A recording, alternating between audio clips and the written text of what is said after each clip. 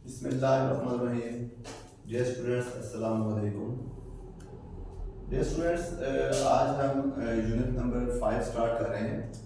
Unit number 5 का topic है factorisation. सबसे पहले तो हम ये सीखेंगे कि फैक्टराइजेशन होती क्या है। जब हमें ये समझ आ जाएगी कि फैक्टराइजेशन होती क्या है, उसके बाद फिर हम जो है इससे रिलेटेड क्वेश्चंस कर पाएंगे। ठीक है, तो सबसे पहले देखें ये फैक्टराइजेशन। तो ये फैक्टर से, वर्ड फैक्टर से निकला है फैक्टराइजेशन।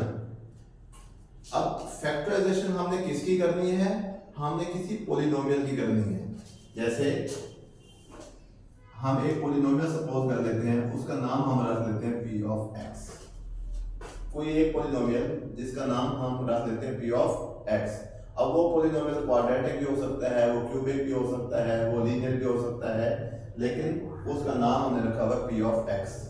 अगर हम इस p ऑफ x को इस फॉर्म में कन्वर्ट करें कि ये एक फैक्टर, एक स्मॉल फैक्टर हो g ऑफ x, एक स्मॉल फैक्टर हो h ऑफ x, इन दोनों के प्रोडक्ट के बराबर अगर ये पॉलिनोमियल बन रहा है, तो फिर g ऑफ x और h ऑफ x, इन दोनों को हम इस पॉलिनोमियल p ऑफ x के फैक्टर्स कहेंगे कि ये दोनों इसके क्या हैं? फैक्टर्स हैं। तो फैक्टराइजेशन वो प्रोसेस है जिसमें हम ऐसे पॉलिनोमियल को इन फैक्टर्स में कन्वर्ट करते हैं।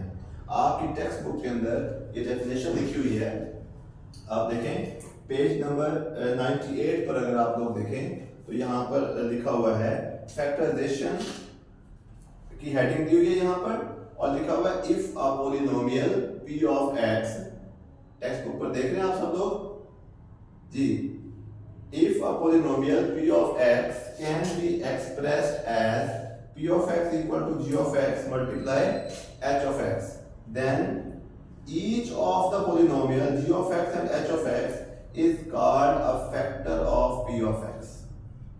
और अब आपकी बुक में यहां तक लिखा हुआ है factor of p of x, इसके नीचे आप लिख लें and this process is called factorization, and this process is called factorisation.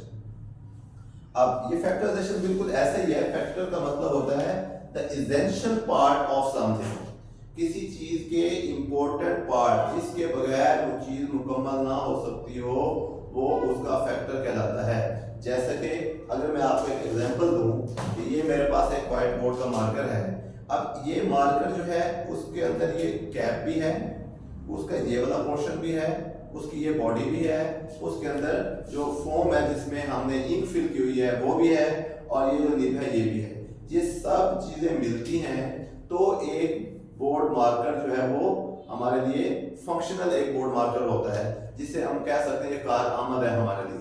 ठीक है, अगर इनमें से कोई एक चीज भी नहीं होगी तो हम बोर्ड मार्कर को कारआमद नहीं कहेंगे। तो इसलिए इसकी हर पार्ट, जैसा कि कैप, ये बॉडी, ये कैप, इसके अंदर जो निब थी और इसका जो फोम था जिसमें हमने इंक फिल की है, ये सारे के सारे इस मार्कर के फैक्टर्स कहलाएंगे। तो इसी तरह हमारे पास एक पॉलिनोमियल होगा, उस पॉलिनोमियल के अगर हम फैक्टर्स को इस तरह से कन्वर्ट कर लें तो ये प्रोसेस फैक्टराइजेशन कहलाएगा। ये बात आप लोगों को समझ आ गई है। अब फैक्टराइजेशन हमने करनी कैसे है?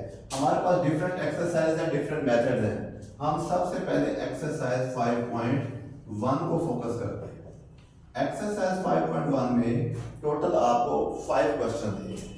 अब 5 क्वेश्चन में से हर क्वेश्चन की मैं आपको टेक्निक अलग से बता देता हूं, उस टेक्निक से हमारे सारे क्वेश्चन होने उसके। अब जैसा कि क्वेश्चन नंबर 1 है, क्वेश्चन नंबर 1 की अगर मैं टेक्निक की बात करूं तो क्वेश्चन नंबर 1 में उसने हमें कहा है फैक्टराइज। अब इसको जो हमने फैक्टराइज करना है तो इसके लिए हमारे पास जो टेक्निक है, टेक्निक ये है कि take common as a whole. हमने पूरे पॉलिनोमियल में देखना है जो वेरिएबल या कांस्टेंट सेम आ रहे होंगे सब टर्म्स के अंदर, उसको हमने बाहर निकाल लेना है, कॉमन ले लेना है। तो इससे हमारे पास वो एक्सप्रेशन जो है वो फैक्टराइज हो जाएगा। कैसे? जैसा कि फर्स्ट पार्ट की अगर मैं वैल्यू यहाँ पर लिखूं तो फर्स्ट पार्ट के अंदर आपकी बुक में लिखा हुआ है एक्सरसाइज 5.1 क्वेश्चन नंबर 1 का फर्स्ट पार्ट, उसमें उसने कहा है 2abc minus 4abx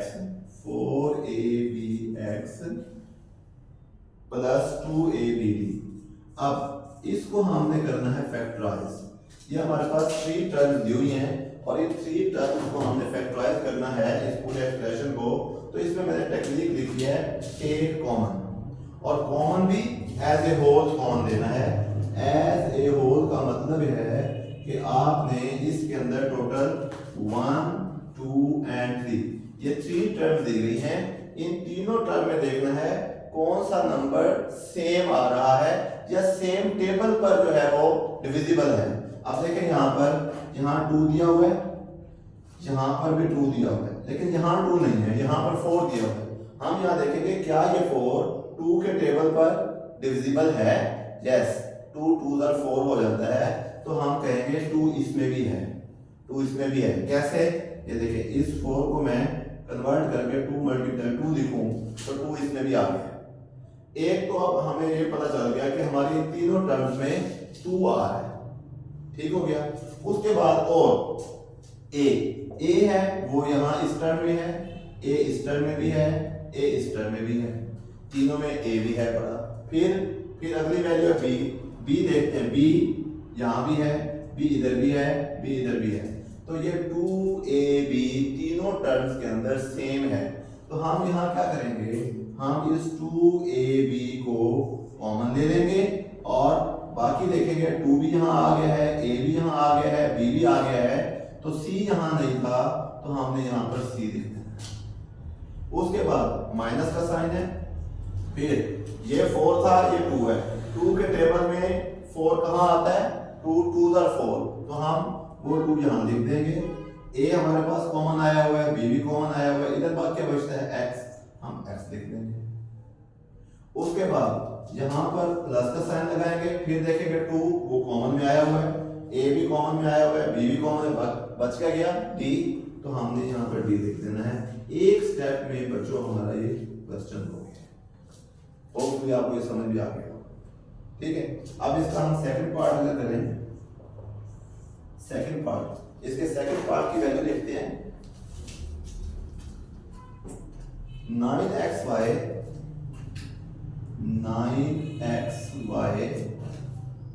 minus 12x square y plus 18y square. अब इसमें हमने देखना है कि तीनों टर्म्स के अंदर कौन सी वैल्यू सेम है, ठीक है जी। अब 9 12 18 ये तो सेम नहीं है, फिर कोई ऐसा टेबल होगा जिस पर ये तीनों डिविजिबल होंगे। ऐसा टेबल सोचना है जिस पर ये तीनों डिविजिबल हो जाएंगे, 9 भी 12 भी और 18 भी। तो अगर मैं टेबल देखूं तो 3 का टेबल मुझे ऐसा लगा कि 3 के टेबल में 9 आ जाता है, 3 3 3 4 12 एंड 3 6 18, ठीक हो गया। तो हम यहाँ पर 3 को एज ए कॉमन ले सकते हैं, 3 को हम एज ए कॉमन ले सकते हैं।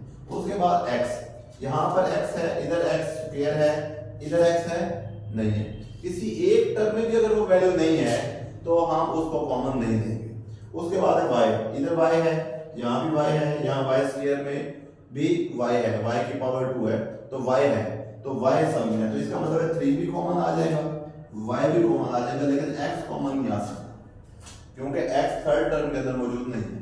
तो 3 के टेबल में 9 कैसे आएगा, 3 3 9, x लिख लेंगे क्योंकि x कॉमन नहीं आ रहा, y यहाँ पर कॉमन आया हुआ है, माइनस 3 के टेबल में 12 कहाँ आएगा, 3 4 और x स्क्वायर है तो एज इट इज आएगा x स्क्वायर। इसका y कॉमन आ चुका है यहाँ पर, इसलिए अब यहाँ नहीं लिखेंगे। उसके बाद 3 के टेबल में 18 कैसे आता है, 3 6 18, 3 6 18। उसके बाद ये y स्क्वायर में y की पावर डबल है, 2 पावर है, एक पावर यहाँ पर कॉमन आई हुई है, एक पावर यहाँ बच जाएगी, उसको हम यहाँ लिख लेंगे। तो ये भी एक स्टेप में हमारा क्वेश्चन कंप्लीट हो गया। ये भी समझ आ गई आप लोगों को। उसके बाद हम इसका थर्ड पार्ट करते हैं।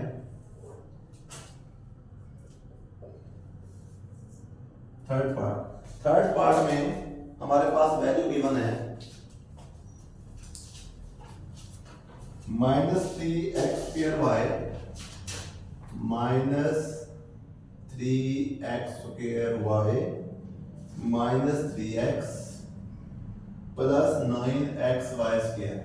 वही प्रीवियस स्टेप्स वाला अगर हम कॉन्सेप्ट अपना रिकॉल करें तो अब इसके अंदर माइनस है, यहाँ पर भी माइनस है। अब यहाँ माइनस नहीं है, यहाँ है प्लस, लेकिन हमें एक रूल पता है कि दो माइनस अगर मल्टीप्लाई हो जाए तो एक प्लस बनता है। माइनस माइनस प्लस, ये आप लोगों को पता है। तो इसका मतलब है एक माइनस में यहाँ से कॉमन ले लो तो यहाँ एक माइनस बच जाएगा। ये दो माइनस को कंबाइन करके एक प्लस बना हुआ है, तो एक तो हमारे पास यहाँ पे माइनस कॉमन आ जाएगा। उसके बाद इस 3 को देखें, यहाँ पर है, यहाँ पर है, क्या 9 3 के टेबल पर डिविजिबल है? यस है, तो यहाँ पर ये 3 भी कॉमन आ जाएगा।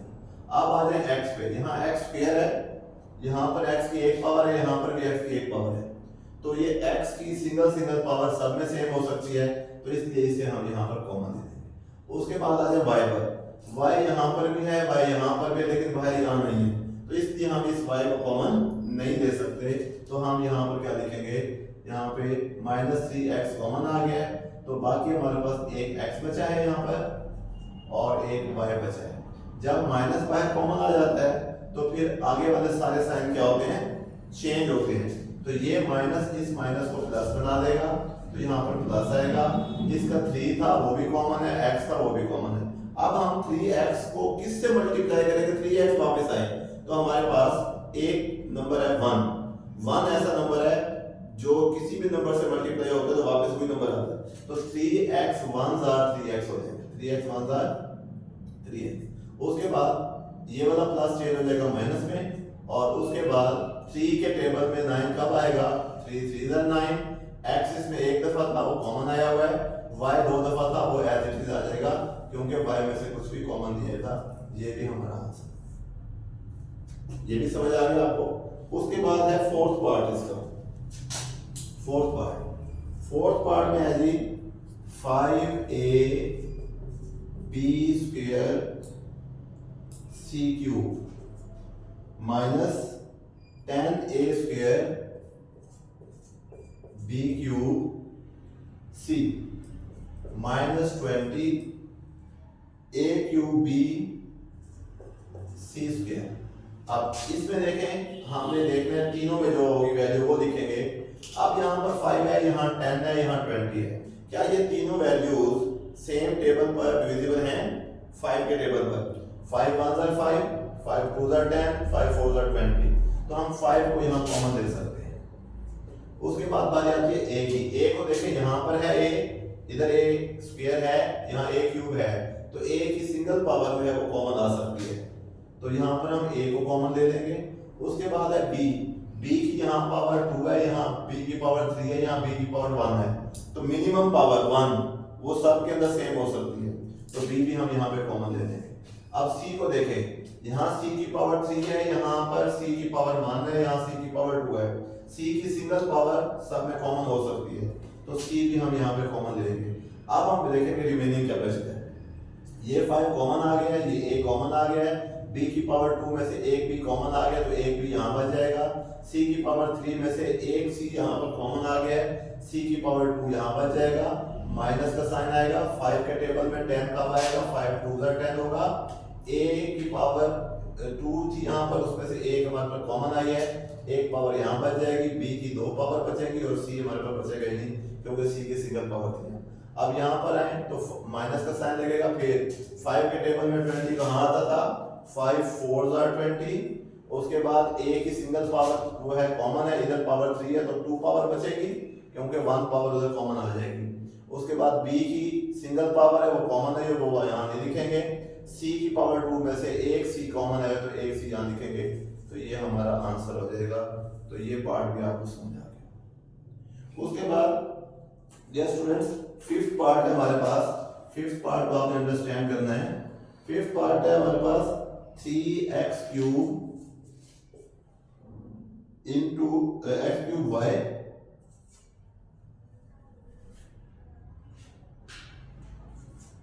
Into x minus 3y minus 7x square y square x minus 3y। अब इसको हम कैसे फैक्टराइज करेंगे, इसमें से देखेंगे क्या कॉमन आता है। इसमें हमारे पास x माइनस 3y वाली जो ब्रैकेट है वो यहाँ भी है, x माइनस 3y वाली ब्रैकेट यहाँ भी है। तो क्या करेंगे हम पहले इस ब्रैकेट को कॉमन ले लेंगे। ब्रैकेट को कॉमन लेंगे तो बाकी ये वाली बचेगी और ये बचेगी। इसको पहले लिख लें बेशक 3x cube y minus 7x square y square. ये जो बगैर कॉमन वाली थी वो ये लिख दी हमने। उसके बाद हमारे पास कॉमन आ रही है x माइनस 3y। तो अब ये एक स्टेप हो गया। अब हम देखेंगे फर्दर इस ब्रैकेट में भी कुछ कॉमन तो नहीं आता। इस ब्रैकेट में देखें यहाँ पर 3 है, यहाँ 7 है। क्या ये दोनों सेम टेबल पर डिविजिबल हैं? नहीं है। 3 भी कॉमन नहीं आएगा, 7 भी कॉमन नहीं आएगा। x की पावर 3 और x की पावर 2, इसमें मिनिमम पावर x की 2 है। तो x की 2 इधर भी है, x की 2 इधर भी होगी। तो हम x की 2 को ले लेंगे कॉमन, x2 कॉमन आ जाएगा। उसके बाद y स्क्वायर है, यहाँ पर y की फर्स्ट पावर है तो y की 1 पावर कॉमन आ सकती है। अब देखेंगे रिमेनिंग क्या बचता है। इधर से 3 बचता है, x की पावर 3 में से x की पावर 2 कॉमन आई है, एक x कॉमन बच जाएगा।